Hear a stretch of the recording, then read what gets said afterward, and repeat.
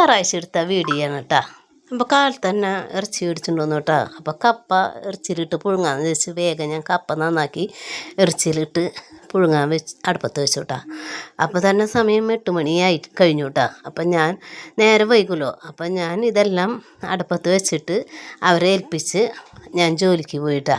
അപ്പോൾ ഞായറാഴ്ച ആയതുകൊണ്ട് 2 വാർഡാണ്, ഇന്ന് 10-ാം തീയതിയാണല്ലോ. അപ്പോൾ ഞങ്ങൾക്ക് ലീവ് എടുക്കാൻ പാടില്ല. അപ്പോൾ അതുകൊണ്ട് തന്നെ ഇറച്ചി വയ്ക്കാൻ നേരം ഉണ്ടായില്ല. ഇത് അടുപ്പത്ത് ഇട്ട് അവരെ അപ്പേനെയും മോളെ ഏൽപ്പിച്ച് ഞാൻ പോയിട്ടാ.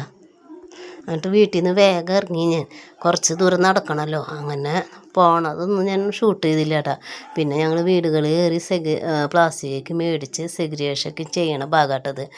അങ്ങനെ അത് കഴിഞ്ഞ് ഞങ്ങൾക്കൊരു കുടുംബ സമ്മേളനം ഉണ്ട്, അതിന് വന്നേക്കായിരുന്നു കേട്ടോ.